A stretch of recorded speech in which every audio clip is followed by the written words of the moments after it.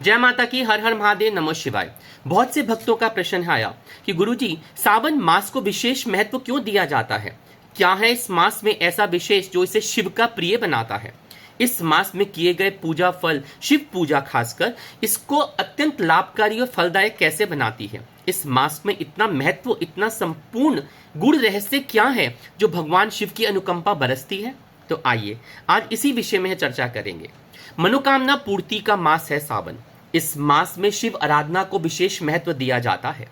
अंग्रेजी कैलेंडर के हिसाब से देखा जाए तो जुलाई अगस्त के महीने में पड़ता है और हिंदू पंचांग के अनुसार चैत्र से आरंभ होकर वर्ष के इस मास का क्रम 5वां आता है। शिव पुराण में श्रावण मास के महत्व को लेकर विशेष उल्लेख है। सावन मास भगवान शंकर का मास है। इसे श्रावण भी कहते हैं क्योंकि इस मास की पूर्णमासी श्रवण नक्षत्र से युक्त होती है। इस मास का मुख्य नक्षत्र श्रवण है, जिसके कारण इसे श्रावण भी कहा जाता है। मान्यता यह भी है कि श्रुति का अर्थ वेद होता है और प्राचीन काल में हम लोग, जो हमारे पूर्वज थे, वो वेद को नित्य श्रवण किया करते थे, लेकिन धीरे धीरे उनका सुनना कम हो गया। तब यह निर्णय लिया गया कि वर्ष के केवल वर्षा काल के दौरान इसे सुना जाए। इसलिए इस काल में पड़ने वाले मास का नाम श्रावण पड़ गया। इस मास को नभस के नाम से भी संबोधित किया जाता है, जो कि बादल का पर्यायवाची है। इसलिए वर्षा ऋतु श्रावण की ऋतु मानी जाती है। कहा जाता है कि इसके महत्व के श्रवण से अर्थात सुनने मात्र से सिद्धियां प्राप्त हो जाती हैं, इसलिए यह श्रवण कहलाता है। श्रवण का अर्थ प्रसन्न करना भी होता है। सावन एक प्रकार का गीत भी होता है तथा पहाड़ों में पाए जाने वाले एक पेड़ को भी सावन कहते हैं। इस मास को भोले को समर्पित है, इसलिए इसे शिव मास भी कहा जाता है।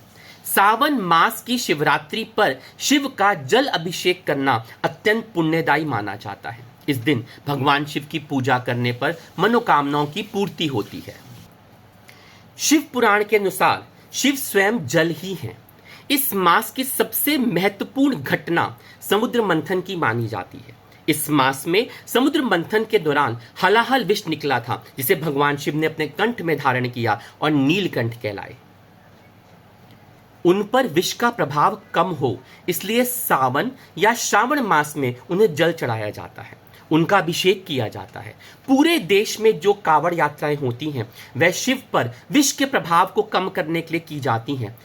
इसका अंतर्निहित संदेश है समस्त लोक विष मुक्त हो जाए।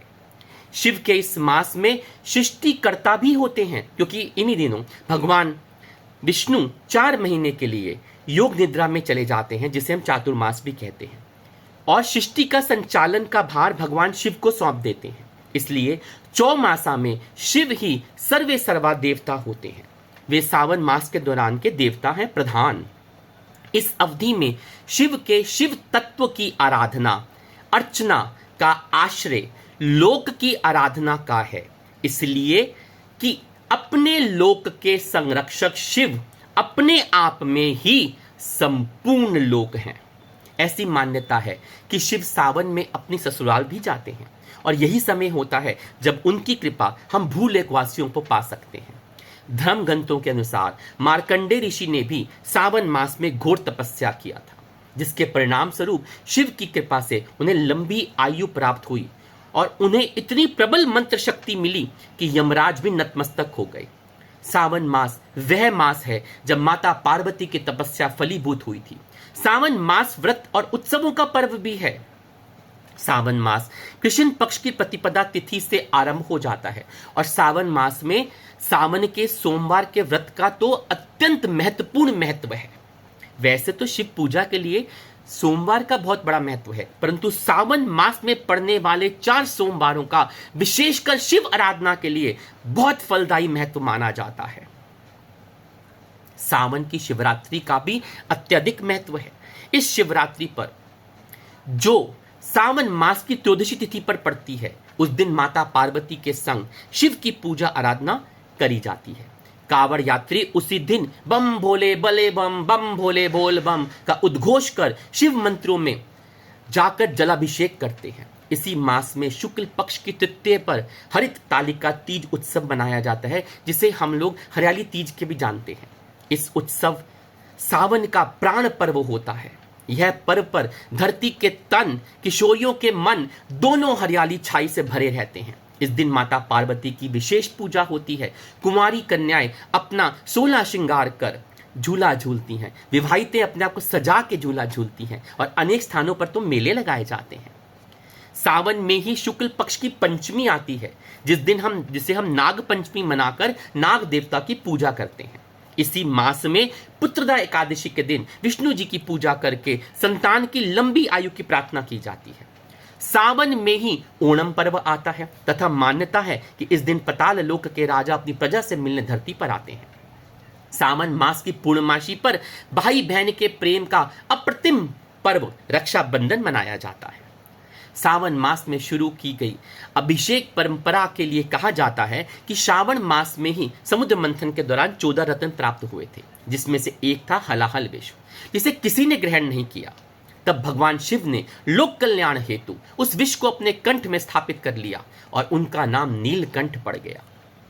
विष की जलन को रोकने के लिए सभी देवताओं ने शिव पर गंगा जल अर्पण किया डाला। समूचा सावन शिव की खूबियों से भरा हुआ है।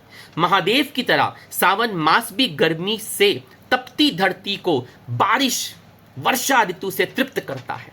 जीव जंतु प्रकृति का सृजन का काल है सावन। सावन का स्वागत करना है तो अपने अंदर से ईर्ष्या, द्वेष, भय, क्रोध और अहंकार को मिटाना होगा। इसके लिए हृदय को निर्मल और पवित्र बनाना होगा। जब हमारे अंदर का आचरण सरलता, आनंद, पवित्रता और प्रेम के गुण से भरपूर हो जाएगा, तभी प्रकृति में स्थित शिव को हम देख पाएंगे, उनसे मिलन कर पाएंगे। तुलसीदास जी ने रामचरितमानस में श्रावण मास के लिए लिखा है कि श्रावण मास वर्षा एवं हरियाली का समय होता है और अति मनमोहक समय होता है।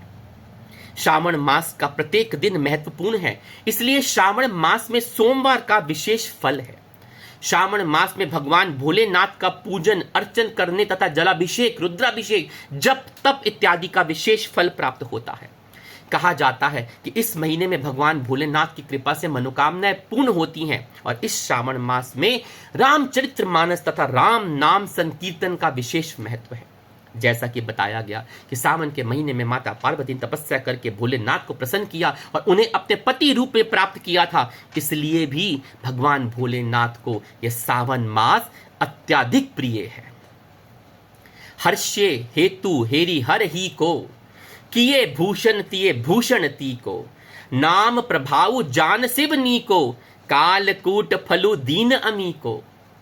नाम के प्रति पार्वती के हृदय में ऐसी प्रीति देखकर शिव हर्षित हो गए और उन्होंने स्त्रियों के में भूषण रूप पार्वती को अपना भूषण बना लिया, अर्थात उन्हें अपने अंग में धारण करके अपनी अर्धांगिनी बना लिया। नाम के प्रभाव को शिव भली भांति जानते हैं, जिस प्रभाव के कारण कालकूट जहर ने उनको अमृत जैसा फल दे दिया था।